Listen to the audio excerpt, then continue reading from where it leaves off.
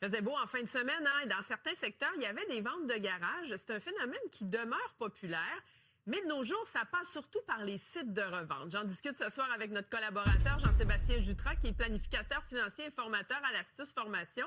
Bonsoir Jean-Sébastien. Bonsoir.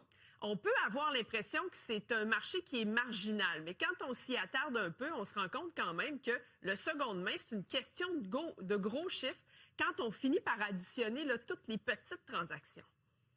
Oui, si on regarde ça, c'est une économie en soi, là, le marché de seconde main, le marché d'occasion. C'est des choses que vous achetez, que vous revendez, en fait. Puis au Canada, là, ça représente environ 35 milliards de dollars. C'est beaucoup d'argent qui se transige via le marché du seconde main. Puis ça représente quand même 1,5 % de l'économie du pays. Donc, c'est pas marginal, là. C'est quand même énorme comme une économie de côté. Oui, effectivement, 35 milliards, c'est quand même impressionnant comme chiffre. Comment ça a évolué depuis 5 ou 10 ans? Est-ce que ça a toujours été populaire ou vraiment on le voit là, que ça a pris de l'ampleur dans les dernières années?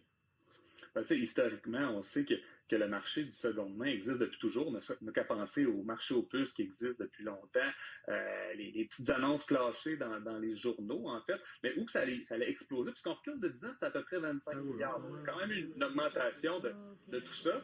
Alors, tout ce qu'il faut regarder, en fait, c'est tout le volet d'Internet. Donc, on a vu ça arriver avec Kijiji dans le passé, les packs. Et là, en 2017, ben, c'est Facebook qui est arrivé avec son marché en ligne. Marketplace, et c'est là que ça a explosé. Beaucoup d'utilisateurs au Québec, partout au Canada, se sont mis à faire des transactions sur Facebook Market. Ben, qu'est-ce qui pousse les gens à vendre comme ça, du seconde main, acheter même? Il y a plusieurs raisons. La numéro 1, c'est le prix. En fait, on peut voir que quelque chose qu'on va acheter sur Facebook Market, on va payer 2, 3, 4 fois moins cher que du neuf. Hein? Et là, quand tout l'enjeu de l'inflation, les taux d'intérêt qu'on a vus dans les dernières années, et ça souvent, amène les gens c'est en à bon aller état voir. encore.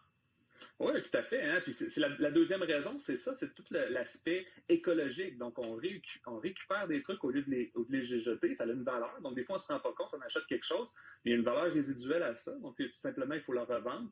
Donc, ça, c'est une des deux principales raisons, le prix, le volet écologie. Il y a le volet communautaire aussi. Les gens veulent donner pour que des gens qui ont plus de besoins aient accès à ça. Puis finalement, tu as aussi les gens qui aiment ça trouver le deal du siècle. Donc, il y en a que ça devient même un loisir. Oui, parce quand on fait le tour, on s'amuse un peu, on se rend compte qu'on trouve vraiment de tout sur ces sites d'échange comme ça, de vente. Oui, tout à fait. Les objets qu'on voit le plus, là, en fait, en termes de nombre, tout le volet des vêtements représente une grosse partie de tout ça. En termes de dollars, là, c'est les véhicules d'occasion. Donc, les véhicules d'occasion font partie de tout ça. Mais sinon, il y a tous les articles culturels, les livres, les jeux vidéo, les meubles de décoration également, les articles électroménagers ou les électroniques. C'est ce qui représente le gros de cette économie-là. Côté fiscalité, est-ce que c'est imposable tout ça? Parce que je me suis jamais posé la question, mais c'est quoi la règle? Oui, parce que ça arrive des fois qu'on achète des trucs moins chers et on le revend plus cher. Hein? Ça aussi, ça peut arriver. On le retape un peu des fois, on le revend plus cher. Ben, si l'article est en bas de 1 000 $, habituellement, on n'aura pas besoin de déclarer gain ou perte. En fait, on n'aura pas le droit de réclamer aucun des deux. Par contre, si ça en vient un but commercial, donc vous achetez, vous revendez là, dans le but de devenir un brocanteur, là, ça devient vraiment commercial. Là, ça devient du revenu d'entreprise. Et si vous avez plus que 30 000 $ de transactions de vente par année, il faudrait être souscrit au TPS, TVQ. Okay. Donc, là, c'est dans un but commercial, non exactement. pas un but récréatif ou le fait de vider votre maison, par exemple, il n'y aurait pas de notion d'imposition. Ça, on peut le faire sans problème. Jean-Sébastien Jutras, très intéressant, planificateur financier, Jutras Gestion de patrimoine. Merci beaucoup d'avoir été avec nous. Merci, bonne soirée.